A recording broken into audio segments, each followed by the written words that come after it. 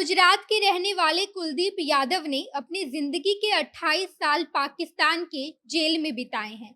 28 साल के बाद 59 की उम्र में कुलदीप पिछले हफ्ते यानी कि 25 अगस्त को पाकिस्तान से वापस अपने देश भारत लौट आए हैं।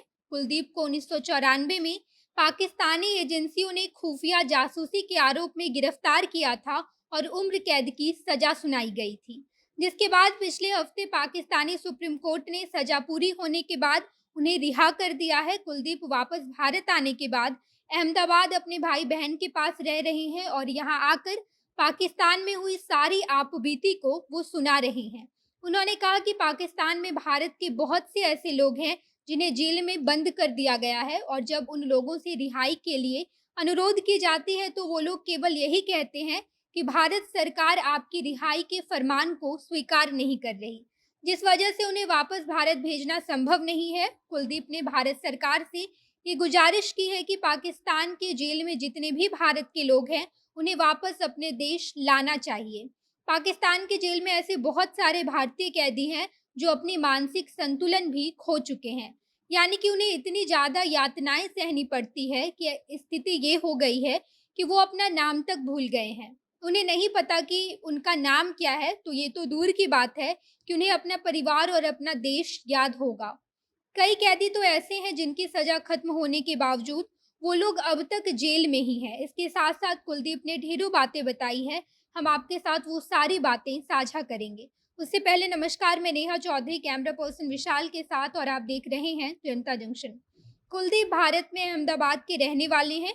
उन्होंने Sabarmati arts and commerce college से ग्रेजुएशन की पढ़ाई की है। ग्रेजुएशन करने के बाद उन्होंने एलएलबी की कोर्स की है और उसके बाद 1991 में उन्होंने अपनी पूरी पढ़ाई पूरी करके नौकरी की तलाश शुरू कर दी, जिसके बाद उन्हें उसी साल अपने देश के लिए काम करने का मौका मिला। तो उन्होंने सोचा कि मुझे ये मौका नहीं गंवाना चाहिए। ऐसे बहुत कम लोग होते हैं जिन्हें देश के हित में अपनी भूमिका अदा करने का मौका मिलता है। जिसके बाद बिना कुछ सोचे समझे कुलदीप 1992 में सीधे पाकिस्तान चले आए और उसके बाद पाकिस्तान में भारत के लिए 2 साल उन्होंने काम किया।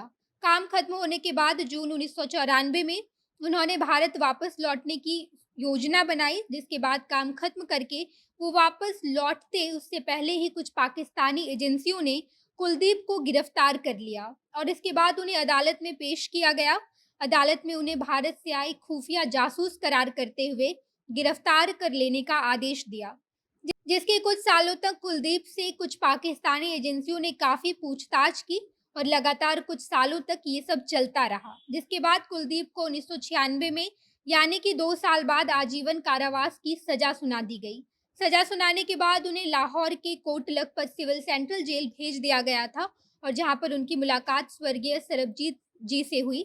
कुलदीप आगे कहते हैं कि सरबजीत जी की मृत्यु होने तक सभी पाकिस्तानी और भारतीय कैदियों को एक ही छावनी में रखा गया था। ये सब कहते हुए कुलदीप काफी भावुक हो गए और अब जब वो वापस अपने देश लौट आए हैं तो उन्होंने कहा कि मैंने अपने देश के लिए लगातार 30 साल तक सेवा की है। 30 सालों तक लगातार देश की सेवा करने के बाद आज मुझे कुछ नहीं मिला। मैंने जो शर्ट पहना है वो भी पाकिस्तान का है और मेरे पास आज कुछ भी नहीं है। कुलदीप ने सरकार से गुजारिश की है कि जिस तरीके से सैनिकों को रिटायरमेंट के बाद जमीन, घर और पेंशन दिया जाता है, उसी तरीके से भारत के हित में काम करने के दौरान पाकिस्तान में बंद कैदियों को भारत आने पर उन्हें भी उनके जीवन का मुआवजा देना चाहिए, ताकि वो लोग अपने जीवन की नई शुरुआत कर सके। कुलदीप आगे कहते हैं कि मेरी उम्र लगभग 60 की हो चुकी है और अब मुझे कोई भी काम नहीं देगा, तो मैं यहाँ पर कैसे रहूँगा? सरकार को मुझे कुछ आर्थिक सहयोग करना चाहिए ताकि मैं आगे अपने जीवन की शुरुआत कर सकूँ।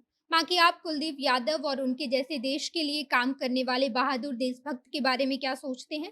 कमेंट बॉक्स में बताइएगा। आगे की खबरों के लिए जनता जंक्शन देखते रहिए। धन्यवाद।